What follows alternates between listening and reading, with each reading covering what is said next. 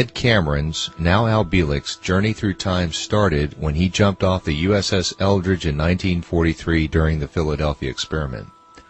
Both he and his brother Duncan Cameron landed in the year 2137 and remember waking up in a hospital bed. During that stay, Ed alone traveled to the year 2749 and spent 2 years there. In this program, Al recounts his memories of that trip. Al, can you describe what the civilization was like in the year 2749? What I saw of this civilization was a highly advanced civilization and technologically. We had floating cities, we had ground-based cities. The floating ones are anti-gravity type flotation.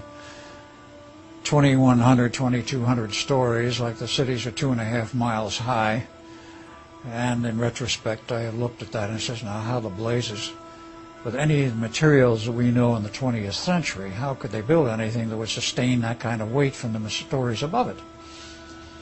And of course, it was explained to me at that time in the 28th century that it was very easy to explain because they had had full control over anti-gravity and multiple systems of anti-gravity in which they built platforms of every 300 floors approximately. And they would relieve the strain of the pressure from above with an anti-gravity reverse system so that the pressure from above disappeared. So that each section only had to support its own weight, and they kept adding sections as they built this city up to 2,100, 2,200 stories. And in addition, if they wanted the city to be a floating city, it was a floating city. And they would move it around from one part of the earth, if they got tired of it, to another part of the earth. They were interested in that.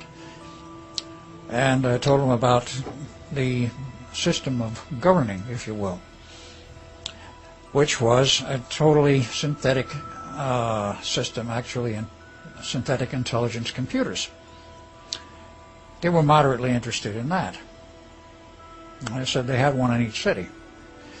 Whether the city was fixed, which there were fixed cities doing manufacturing and so forth, or it was a floating city. Why they had floating cities moving around, I don't know, but that was the civilization as it was then, or is to be, if you will.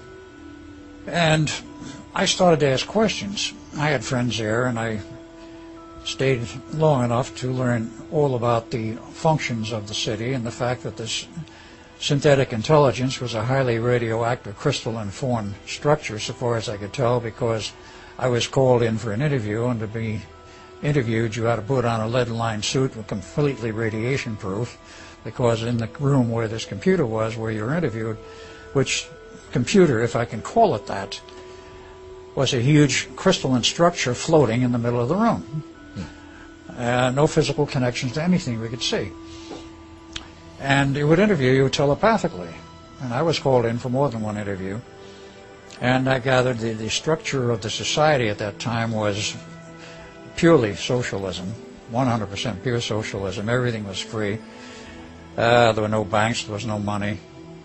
You were born into the society by your parents. Your parents could be living in a common law arrangement. They could be married.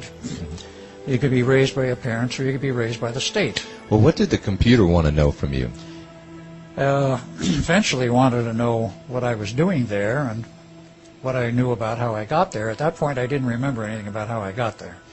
It was sort of like I arrived and became part of this city, part of the society, like I had been born in it, but which was not the case. There was some false memories involved and a huge block as to where I'd been, how I got there, what was I doing there.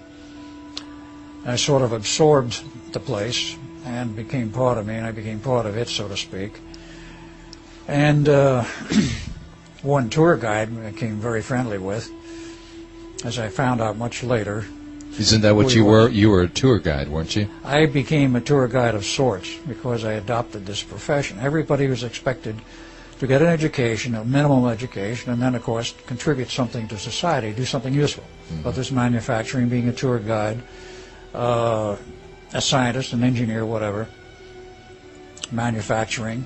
What did you give tours of? The city, basically.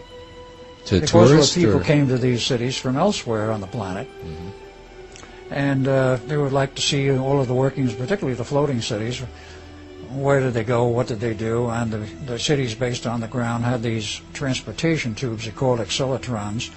It was sort of like a moving sidewalk. You had one type, which was a moving sidewalk. You jump on a thing and move through the city. You can jump off where you wanted. The other was a tube type apparatus where you jump in the thing and it would propel you, similar to the Montauk operation. But it was a localized, much slower thing in which you were propelled through the tube to it's sort of like a continuous belt. You get on it and you get off where you wanted to get off. And some other part of the city. The kids used to love this thing. It was entertainment for them. And I became part of a guide for that. We'd take people from outside that didn't see these things very often, or from another part of the world, and we'd show them around, show them this particular operation in the city and what was in that city. So that was what the tour guides were for. They literally showed outsiders what was going on in their particular city. Obviously, not all the cities were the same.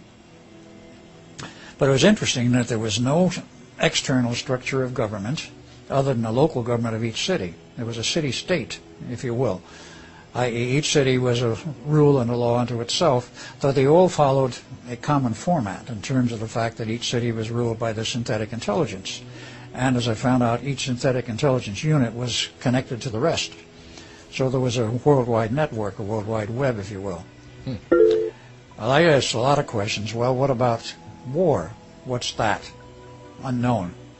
Well, the unit which I talked with, the particular intelligence system, we had a nickname for them. We called it the Lama, much like the Lama in a monastery.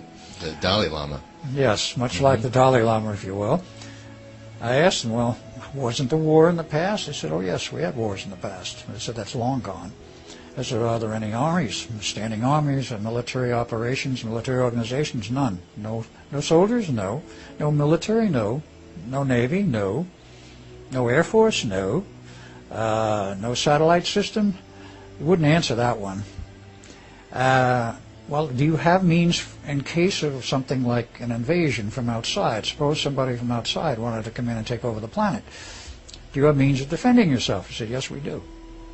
I said, what are they? He says, you do not have the need to know. But he says, we have means to defend the cities.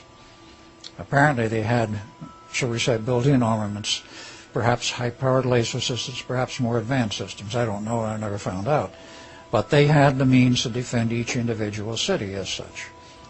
And apparently it was never needed. What were the cities like? I mean, were they colorful? Were they large? Were they comfortable? Some were large, some were smaller. They were definitely very comfortable. The apartments one we were assigned to or lived in were very comfortable. They had all the modern conveniences that we know today, plus some. Food was... What would be different? What would be different as a convenience that, say, we don't have right now? Yeah, that says I have to go back a bit to remember that, going back to the future, if you will. I hear you. They had synthetic food units, I remember, in the apartments. You could have fresh produce brought in, or you could synthesize, either way you preferred.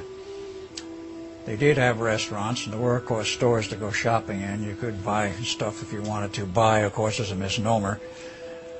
They did set up a limitation. In other words, if everything was free, a person could go out and literally grab anything they wanted. There had to be a limit against this sort of thing, of literally purging a store of everything you had because you wanted it, and wanted this, and this. There had to be a limitation. There was a form of credit, which was a rather obscure type of credit system. It wouldn't be on a monetary credit basis, but depending on your position in the society, you were allowed to have a certain comfort level, if you will. Certain things you were allowed to have to buy, if you wanted to call it to buy, to acquire. And in terms of entertainment, they had television, if I remember correctly now, they had radio of sorts. They had theater, they had many of the things which we have today, except they've been carried a little bit further. And they did have travel. You could travel to another city. They did have rail systems that covered, at least where I was in the United States. They had rail systems allegedly all over the planet, but they were not like we have them today. The rail systems were much wider. They were at least twice the width track-wise. The cars were two and a half times as wide. They were longer, and they were made out to be much more like an excursion trip, if you will, like you would go on an ocean liner, on an excursion, or on a cruise.